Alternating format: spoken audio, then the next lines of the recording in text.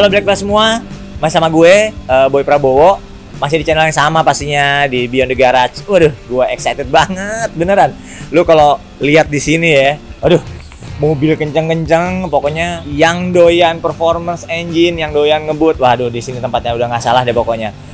Tempatnya bersih, kumpulan mobil kenceng. Baru buka pintu tadi udah Subaru udah nongkrong. Aduh, gawat banget deh. Masuk dikit ada R34. Ini lihat nih, lihat tuh. Tuh, ini apa? GTR bos. Aduh, bahaya di tempat. Nah, tempatnya gua sekarang ada di Sunter, di Jakarta Utara, di Engine Plus. Lu lihat nih, ini udah front office-nya, ini salah satu galerinya. Nah, kita bakal ngobrol banyak nih sama Engine Plus. Mau ngebut bisa di sini, mau bangun mesin bisa, segala macam bisa lah. Nah, pokoknya gua mau cari nih oknum CC, bosnya. Mana dia? Pokoknya lu lihat ya, mobilnya seru-seru banget. Ada Subaru, ada Nissan, ada E36. Ini ada Skyline. Bos, waduh, apa kabar? Nggak boleh salaman ya. Sehat bos? Sehat. Waduh, nah ini dia panggilannya gue panggilnya Bro Lukas. Waduh, nih, Engine Plus tuh IG-nya apa IG-nya?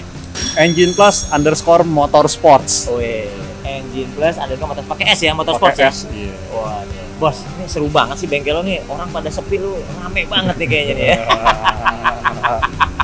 Gue tadi mah buka gerbang, udah deg-degan. Waduh, ada Subaru nih 2 biji. Belok kiri dikit, waduh, ada S14. Itu S14 ada ya? Iya, S14. Pakai 2JZ ya? 2JZ. Waduh, seru banget. Bos, Engine Plus tuh gini-gini udah berapa lama sih? Sebenarnya kalau saya sendiri bersama teman-teman Engine Plus menjalankan ini udah dari sekitar tahun 2011. 2011 lah ya, berarti ya hampir 10 tahun lah ya. Ya, tapi kita baru benar-benar buka shop untuk semua, untuk umum baru 2 tahun terakhir ya. Oh, 2 tahun terakhir, di lokasi yang ini? Di lokasi ini, setahun setengah lah. Setahun setengah. Sebelumnya di mana? Sebelumnya di dekat daerah sini juga, cuman sulit dijangkau. Ini baru mudah dijangkau. Ini mudah dijangkau, udah firm gitu tempatnya ya.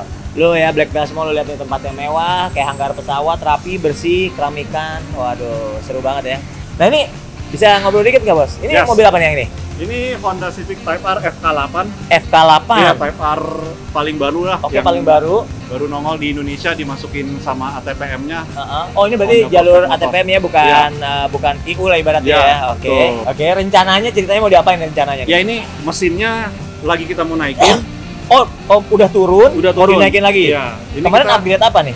Melakukan penggantian internal. Biasa, internal, piston, conrod, kita upgrade turbo, nanti udah naik upgrade komputer, exhaust system, semua kita upgrade sih. Pokoknya dari dasarnya kenceng, tambah kenceng. Harus lebih kenceng lagi. Waduh. Targetnya kalau di atas kertas, ceritanya kalau kita ngomong horsepower berapa? Standarnya kan sekitar di 315 horsepower.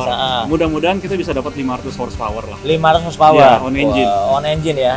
Ini berarti yang piston-pistonnya udah coating-coating gitu ya? Iya.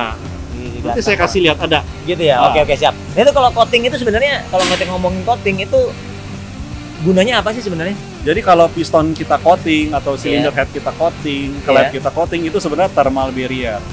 Jadi panasnya dari pembakaran tersebut nggak kemana-mana, ruang bakar terkonsentrasi di situ. Ruang bakar aja yang panas. Cylinder headnya airnya bisa lebih adem, oli bisa lebih dingin. Kita bisa memanfaatkan untuk supaya lebih optimum, mesinnya bisa kita lebih yang pasti lebih kencang lah ya. Oke, next kasus kedua. Nah, wah ini mesin nggak ada nih. Ini R34 ya? Iya, ini R34 GTR. GTR ya? Nah, ini juga salah satu proyek kita. Ini baru dipasang body kit dry carbon Nismo. Wih, dry carbon Nismo. Jadi bumper, kap mesin, fender semua dry carbon. Ini bukan karbon cover-coveran doang ya? Ini full karbon beneran ya? Yes. Luar biasa. Ini juga kolongnya baru semua dibersih-bersihin, bisa dilihat bening banget kali. Bening banget ya? Ini mesinnya udah turun? Lagi turun? Mesinnya lagi turun. Dia di-upgrade? Untuk upgrade. Pakai coating-coating juga? Untuk ini kita mesinnya beli bulat langsung dari Nismo. Oh, jadi langsung Nismo? Iya, langsung dari Nismo aja. Oke, berapa cc aja tuh? Upgrade dari 26 ke 28. 26 ke 28. Tapi full Nismo, jadi gelondongan tinggal pasang di sini lah gitu kan. Itu berapa HP men yang 28 full Nismo gitu? 600-an ya. 600 HP ya? Iya, 600 engine horsepower. Rasanya gimana ya? Nanti kita rasain kalau waduh, tuh kan, tuh Black Pel. Ntar pokoknya kalau udah jadi Kita jalan-jalan lah, jalan-jalan nyari nasi uduk tapi pakai mesinisme. Waduh, ini Estilo ya? Estilo. Waduh, serem banget ya. Dan men, ini Estilo mesinnya K24 betul ya? Ya betul. Supercharge? Iya. Waduh, ini mobil mau dipakai buat apa, harian atau rencananya yang punya? Ya dari pemilik sih bilang minta dibuat hariannya tetap nyaman. Power harian gede, tetap nyaman, power gede, harian tetap nyaman. Sleeper gitu lah ya, sleeper iya. gitu ya. Waduh, AC berarti ya? Harus dong. Harus ya, waduh. Iya. Biar nggak keringetan. Nah, ini kan supercharge nih. Sebenarnya kalau mesin Honda kan basically dia terkenal di NA betul ya? Betul. Nah, kan kalau misalnya sekarang supercharge kelebihan kekurangan dibanding turbo apa kalau itu di Honda? Kalau supercharge dia beda ya. Sistemnya benar-benar beda dengan turbo, sama-sama force induction. Tapi kalau turbo itu dia diputar sama exhaust. Lebih nggak terbatas lah gitu ibaratnya ya. Kalau supercharge diputar sama belt. Sama belt ya, sama turbin ini ya. Ya, kelebihannya kalau supercharge itu dalam instalasinya kita nggak terlalu rumit sebenarnya. Kelebihan buat kitanya gitu ya. Ya, kalau turbo kan lebih kompleks. Ya. Perlu ngerubah exhaust system. Kita kalau supercharge kita bisa pakai exhaust system yang lama ya. Tapi kalau bener nggak sih kalau gue baca-baca gitu, kalau ratanya putaran dari mulai bawahnya segala macam enakan supercharge, tapi kalau tingginya katanya enakan turbo, betul nggak sih kayak gitu? Ya jadi kalau di supercharge memang kelebihannya juga satu lagi di bawah RPM 3000 atau di bawah boost thresholdnya turbo atau orang bilang lag, ya dia udah lebih niup lebih dulu aja. Ya.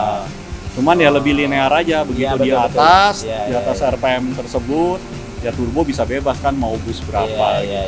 Cuma supercharge tambah VTEC-nya itu kalau udah gitu, waduh, kawinnya luar biasa ya. Ini ada mobil tanda kutip yang biasa juga nih. Waduh, ini mobil ya sorry nih gue nyebutnya misalnya mobil rakyat yang semua orang bisa lihat. Ini Brio baru ya? Iya, ini all new Brio, fresh langsung dari showroom. Ini belum keluar plat nomor segala macam ya, boro-boro lah ya. Boro-boro. Ini diapain? Ya jadi ini salah satu project kita juga. Ini kita lagi pasangin turbo. Jadi L12 ini mesinnya kodenya L12 kita coba pasangin turbo. Turbo buat turbo harian gitu atau? Iya, buat harian. Nah, untuk menarik banget nih, buat mesinnya dia 1200 dipasangin turbo. Biasanya kan isunya kompresinya kan dia basicnya udah lumayan tinggi. Berarti ini ganti piston segala macam nggak? Nggak, stok internal. Stok semua, cuma ganti turbo doang? Iya. Berarti busnya berapa? 0,5an gitu kali? Iya. 0,4 malah ya? Ya udah gigit juga lah segitu mah ya? Berasa lah ya? Berapa lama sih bikin, kalau misalnya kita ya ada teman-teman Brio nih kan pasti banyak yang punya Brio kan? Nah gitu, itu misalnya mau turbo, nggak usah ngomong harga dulu, berapa lama sih biasanya instalasi? Ya jadi kebetulan ini project baru kita juga. Ini pertama, kita mau bikin turbo kit yang benar-benar mudah dipasang. Plug and play gitu lah ibaratnya ya? Plug and play, kita mau bikin plug and play bikinan kita sendiri. Nah ini untuk developnya sih kita sendiri udah ngerjain sekitar 3 minggu. Tapi nanti rencananya kita mau barang ini bisa diaplikasi sama teman-teman 3 hari bisa selesai. 3 hari langsung jadi turbo ya? Iya, 3 hari bisa langsung selesai. Gue anak turbo kaosnya. Nah ini spesial tools lah, ini di bagian dapur kotor lah ibaratnya ya? Oke, mesin-mesin gini segala macam, ntar macam-macam. Nah, kalau engine sendiri kan tadi kan ngomong performance, berarti ibaratnya perawatan tanda kutip perawatan harian atau biasa itu bisa di sini? Bisa. Jadi sebenarnya kita ada 9 bay, 9 area kerja di sini. Nah, kita sekarang udah siapkan 3 bay untuk maintenance. Khusus 3B dedicated buat maintenance. Atau modifikasi ringan yang cepat selesai. Lalu 6B-nya yang barusan kita lihat, yang heavy itu lah ya. Project yang top lah gitu ya. Nah, ini serem juga nih. Jadi black panel semua lu lihat ya. Tadi gue sempat ngintip, ini mesinnya K24 tapi NA full. Gue lihat. Lihat mulus banget ya. Ini bisa cerita nggak nih mobil rencananya buat apa, mesin apa? Ya ini mobil buat kita balapan nanti, yang balapin partner saya. Ini mesin kita mau pakai buat balap di Sentul. Kelas buat touring muter sirkuit ya. Touring. Berarti dia kelas masuk apa nih? Kelas apa? Kalau saat ini terakhir di tahun 2019 kemarin kan Saya bikin speknya untuk kelas JSTC, Japan Super Touring Car Championship. Gitu. Oh gitu. Ini di JSTC itu ya lawan-lawan berat semua lah ya? Ya lebih bebas modifikasinya. Lebih bebas lah ya. Makanya kita pakai mesin K24 NA ini. NA ini ya. Ya lumayan juga speknya. Ini sih udah habis-habisan lah udah ya. Udah gila lah ini. Pokoknya kelas NA udah paling mentok nih kalau tebakan gue. Ini berapa horsepower nih? Kira-kira. Sebenarnya untuk horsepower sendiri kita nggak terlalu besar. Kita mesti targetin mesinnya ini mesti awet. Oke, ya karena emang dia durability-nya harus bagus ya. Iya. Ya kita cukup happy mungkin kalau horsepower on engine-nya di 350 on kita engine udah cukup happy lah. Ya nggak happy itu bos. NA 350 HP makin kenceng lah. Iya. Waduh, luar biasa ya. Nah, tadi kan sempet tuh ke dalam kan yang tempatnya kita ngopi segala macam. Itu kan tuh banyak display barang-barang ya. Betul. Mungkin kita kesana ngobrol ya. Boleh. Aduh, cakep banget men. Ini kalau di sini emang bisa seharian gue.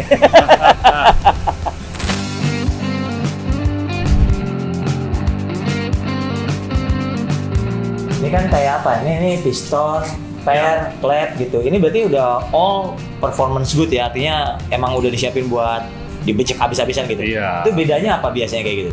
Ya yang pasti kalau performance parts lebih didesain buat menahan horsepower lebih besar ya. Ya kan kalau kalau standarnya biasanya ya kena bus besar pecah gitu kan. Makanya kita gantinya ke yang performance parts lah. Ini kayak gini nih. Ini apa nih? Piston apa nih? Ini piston yang tadi kita bicarain. yang di coating itu. Ya, yang di coating. Nah, ini salah satu performance parts yang kita pakai gitu. Ini bahannya juga beda sama pabrik. Kalau standar kan aluminium cast, kalau ini forging.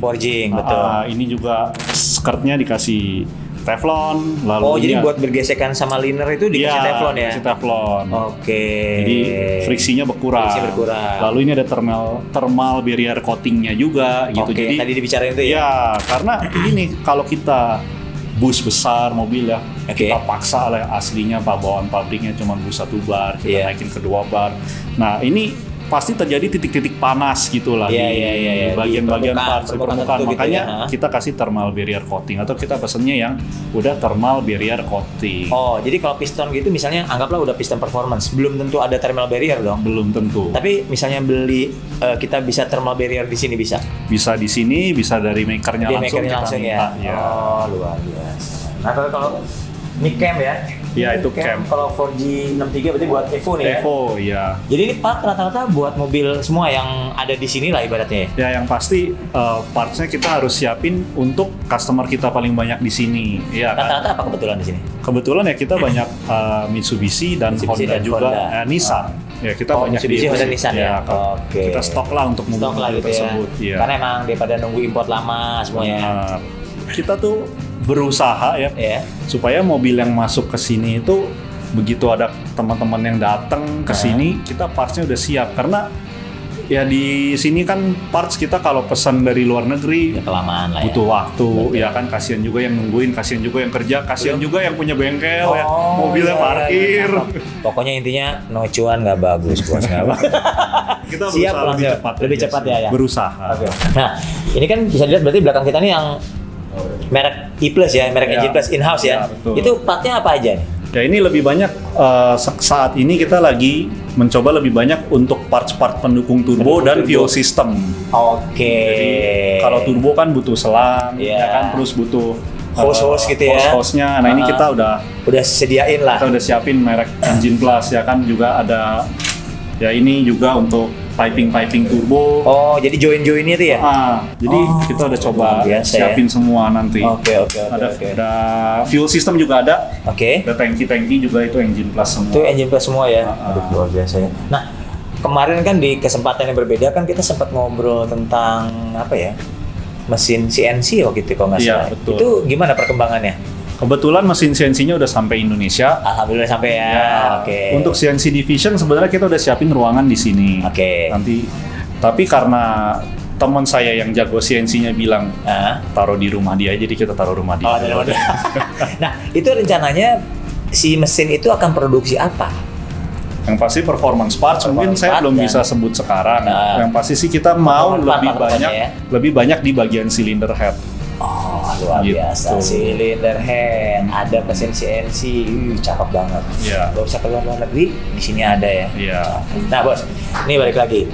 Kan kita kan kalau gua klaim nih, jalur ngebut nih kan di Indonesia gua bagi dua deh. Jalur prestasi, which is mainannya Sentul, Isom, dan kawan-kawan dan kawan-kawannya ya.